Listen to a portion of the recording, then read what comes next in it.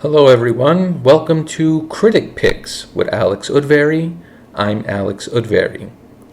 The podcast you never knew went away is back. Happy New Year to everyone, and I apologize to all listeners for the leave of absence. I simply had a lack of motivation and inspiration. Some personal issues arose which took me away from this podcast, from this YouTube channel. As we go forward into the new year, I do want to devote more time to this podcast and discussing the history of cinema and hopefully introducing listeners to various movies and or filmmakers whom you haven't heard of before. And so that leads us into today's discussion. So let's assume you've dived into the comedies of the Marx Brothers with gusto, with equal zest. You've tackled the work of the Ritz Brothers, but your cinematic appetite for cockeyed, anti-authoritarian comedy lingers. Where can you turn to next? Perhaps into the waiting arms of Clark and McCullough. That'll be the subject of today's podcast. Bobby Clark and Paul McCullough were two childhood friends born in Springfield, Ohio. Clark in 1888 and McCullough in 1883. They met in grammar school and began taking tumbling classes together, eventually leading to an acrobatic act they performed in minstrel shows. The two also worked as clowns between 1906 to 1912 and were good enough to travel with Ringling Brothers Circus. In 1912, the boys made the transition to vaudeville with a pantomime act built around the simple concept of trying to place a chair on top of a table, utilizing their acrobatic skills. The vaudeville circuit presented obstacles for Clark and McCullough, however, after being blacklisted in 1916 due to their association with the White Rats of America. This was an organization that fought to unionize vaudeville performers. From vaudeville, the boys hit the burlesque circuit, where they encountered their first brush with fame, making their debut on the London stage, appearing in a revue called Chuckles of 1922. Composer Irving Berlin was in attendance one night and signed the boys up for his show, The Music Box Revue. In an example of the kind of bawdy nature of their burlesque act, one of their routines featured Clark as a judge presiding over a case involving a striptease performer. The case is settled when the performer does her act in Clark's chambers.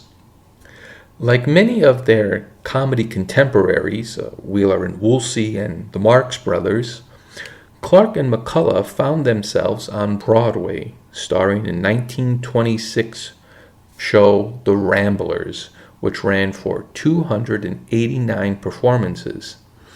It would be turned into a motion picture in 1930, retitled The Cuckoos, but would not feature Clark and McCullough reprising their roles.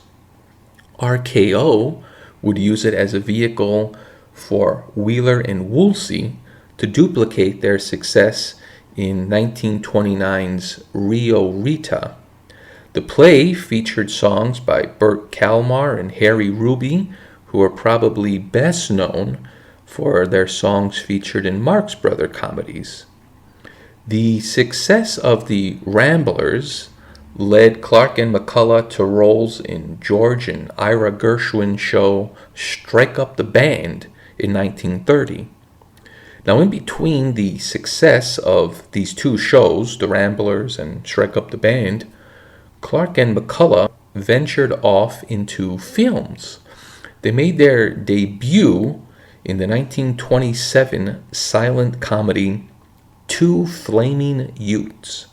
Sadly, this movie is considered lost, but featured a great cast of comedians such as W.C. Fields, Chester Conklin, and another forgotten comedy team, Weber and Fields. In 1928, the boys signed with Fox and starred in The Interview. At Fox, Clark and McCullough made 14 two-reelers. Some extended beyond two reels, and they worked at Fox until 1929 with Detectives Wanted. Now, unfortunately, the majority of these comedies are lost due to a fire at the Fox Vault in 1937. Only 2 of these comedies are known to be in existence: The Belle of Samoa and Waltzing Around. Both were released in 1929. Samoa has a theatrical quality displayed in many early sound pictures with its static camera, and is as risque as some of Clark and McCullough's burlesque acts. This two-reeler stars Lois Moran, who is scantily clad singing a high-production musical number with an equally revealing chorus behind her. Waltzing Around is a boxing comedy with the boys as soda and popcorn vendors who would rather sit down and watch the fight than sell anything. And in their typical manic fashion, McCullough ends up being a substitute for one of the fighters in the main event, with Clark as the referee. Ending their association with Fox, the boys signed with RKO in 1930 and would remain there until the end of their partnership in 1935. They first appeared in Peep on the Deep, and unfortunately this is another comedy considered lost. Their second two-reeler with the studio, called False Rumors, that's ROOMERS, has survived. For most audiences, it is the RKO two-reelers that will serve as their introduction to this upside-down world of Clark and McCullough. Several of these comedies are available on DVD and have been put out by Alpha Video. They have a 2-volume set of their comedies. Now, most comedy teams were comprised of the comic and the straight man. Clark and McCullough were divided into existent and non-existent, with McCullough drastically scaling back his role, at times blending into the background during these RKO comedies. Bobby Clark, as he had done in his Fox comedies, would be the kind of big idea man of the team, the phony expert on any given subject. Immediately recognizable about Clark's character are his painted-on glasses, which he also did while at Fox, and which would lead some viewers to wonder, are the phony glasses a false sign of intelligence? Does Clark's character believe others can't tell that his glasses are fake?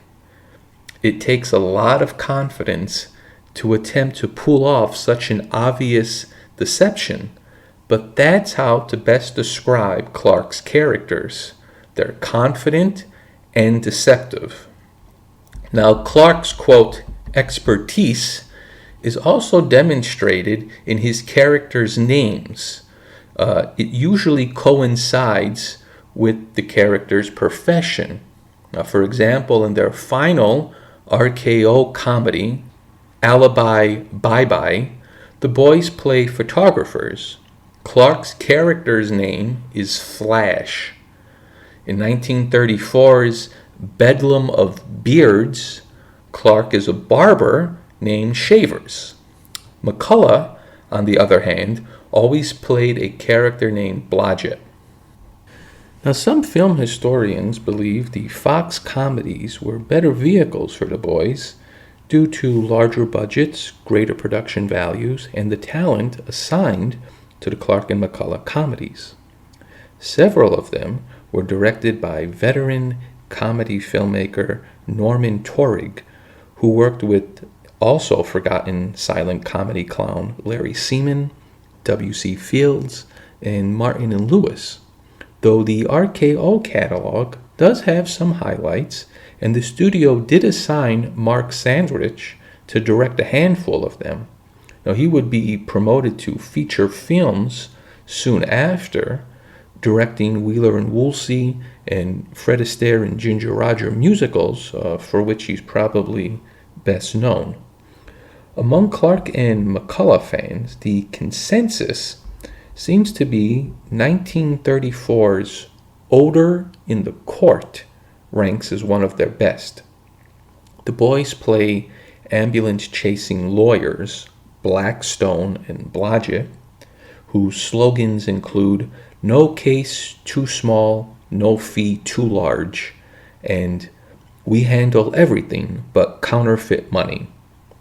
They are hired for a divorce case representing a husband that does not want to pay alimony to his cheating wife. The boys proceed to make a mockery of the trial in court, bringing with them a marching band and a soda vendor. When the defense attorney shouts out for justice, Blackstone reminds him to stop shouting for justice and to remember he's in a courtroom. The pre-code nature of the comedy is also evident when a woman has her dress blown up by a manhole underneath her, preceding Marilyn Monroe by more than 20 years. The pre-code shenanigans escalate in 1932's The Gay Nighties, a political bedroom farce with the boys as campaign managers. Discovering their opponent, played by James Finlayson, has a weakness for the ladies, Clark and McCullough decide to frame him with a woman to shatter his campaign's, quote, spotless reputation. One sequence recalls a Marx Brothers or Olsen and Johnson routine. While in their hotel room, a parade of guests walk in and out of their room. A hotel detective is shooting at a man, only to run away once the man starts shooting back. A marching band musician walks in to practice on his bass drum. A woman casually enters to steal a blanket off their bed. And finally, a sleepwalking countess, is there any other kind, enters their room in a revealing nightie while Clark is desperate to share a bed with her. And so now let's listen to a sample of the comedy of Clark and McCullough. Here is a clip from their 1932 RKO comedy, Jitters, the Butler. Hey, Blodgett, here's a guy with two shirts. Must be twins. Hello, Jitters. You back again? Yes, sir. I'm awfully sorry, sir, for the way I acted a few moments ago. That's quite all right, Jitters. You know, sir, I felt like kicking myself. Well, did you? Oh, no, sir. I hardly think that I can kick myself, sir, really. Well, do you mind if I do it for you? Why, certainly not, sir. Thank you, sir. Peculiar complex, don't you think? I'll say so. Pardon me, sir. Would you like a kick also? No, thanks. Too soon after dinner. Well, it's there for you, sir. Yes, so I see. Hey, pardon me, Jitty. You don't mind if I call you Jitty, do you? Why, of course not, sir. And you won't feel offended if I ask you something personal? Oh, no, sir. You won't think that I'm rude or greedy? Not in the least, sir. Then may I have the cake that Blodgett didn't want? Why, certainly, sir, with pleasure. You don't mind, do you, Blodgett? No, go right ahead. Thanks. Thank you. No, thank you, sir. Your hand, Jitters. You've impressed me a lot. Thank you, sir. And you, sir, have made an impression on me also. And how? And where? You know, it's very rarely one meets such a democratic butler. He enjoyed it. Well, I got a kick out of it myself. Now, 5 years of shooting these two reelers for RKO, resulting in 22 comedies, may have contributed to a nervous breakdown Paul McCullough suffered. Events took a rather tragic turn when McCullough committed suicide in 1936. While visiting a barber shop, he took a razor blade and slit his wrists and neck. He died 2 days later in a hospital on March 25th. He was 52 years old. Bobby Clark managed to continue on as a solo performer. He only made one more movie appearance, and that was for 1938's The Goldwyn Follies. The remainder of Clark's career would be divided between Broadway and television.